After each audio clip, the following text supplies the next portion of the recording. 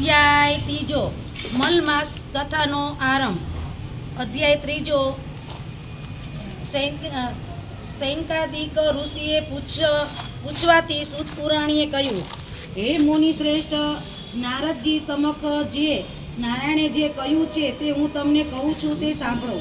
ભગવાન નારાયણે નારદજીને ઉદ્દેશીને કહ્યું, હે બ્રહ્મપુત્ર, નારદ આ કથા શ્રી કૃષ્ણએ યુધિષ્ઠિરને કહી હતી. આ કથા શ્રવણના ફળ સ્વરૂપે તેઓ કૌરવોના ત્રાસથી મુક્ત થઈ સુખ શાંતિ પામ્યા હતા. દુષ્ટ દુર્યોધન આદિ કૌરવ પાંડવો કષ્ટ આપવામાં કંઈ કચાશ રાખી ન હતી.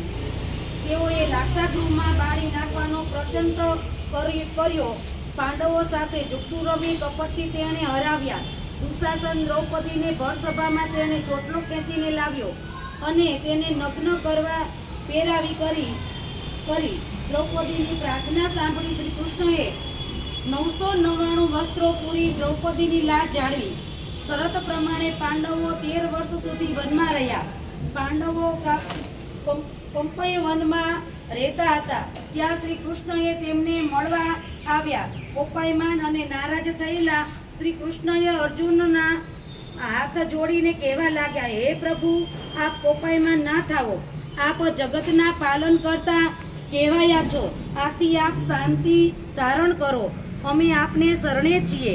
અર્જુનની નમ્ર વાણી સાંભળી શ્રી કૃષ્ણ ક્રોધી સ્વરૂપે બદલાઈ ગયું અને તેણે હાસ્યરસ અર્જુનને કહ્યું, અર્જુન, હું મારા કષ્ટને સહન કરી શકું, પરંતુ મારા ભક્તોના એક રાય દાણા જેટલા દુઃખને પણ હું મેરુ સમાન સમજું છું. મારા ભક્તોના દુઃખ દૂર કરવા માટે અજન્મ્યા હોવા છતાં જન્મું છું. હવે મારા દુઃખો થોડા સમયમાં દૂર થશે. માનવીને સુખ દુઃખ હાનિ લાભ કર્મના ફળ રૂપે મળે. આ કર્મના બંધનને દૂર કરવા માટે માનવીએ ધર્મ, વ્રત, તપ દ્વારા શરીરને અને આત્માને પવિત્ર બનાવવા જોઈએ. હવે પછી જે મહિમા આવે છે તેને અધિક માસ કહેવામાં આવે છે. આ માસમાં વ્રત, નિયમ, ધ્યાન આદિ કરવાથી તેનો પ્રભાવે ફળે તમારું રાજ્ય, સુખ, વૈભવ આદિ આપને પાછા મળશે. શ્રી કૃષ્ણના વચનો સાંભળી અર્જુને પૂછ્યું કે આ અધિક માસ શું છે? તે શા માટે વ્રત કરવું? તેનાના ફળની શી પ્રાપ્તિ થાય છે? બધું અમને વિગતે જણાવો.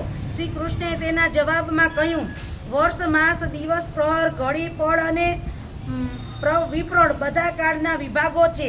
સમુદ્ર, નદી, તળાવ, કૂવા, ઝરણા વગેરે જળના વિભાગો છે અને આ બધા વિભાગોના તેમના દેવોની કૃપાથી સુખ મળતું છે.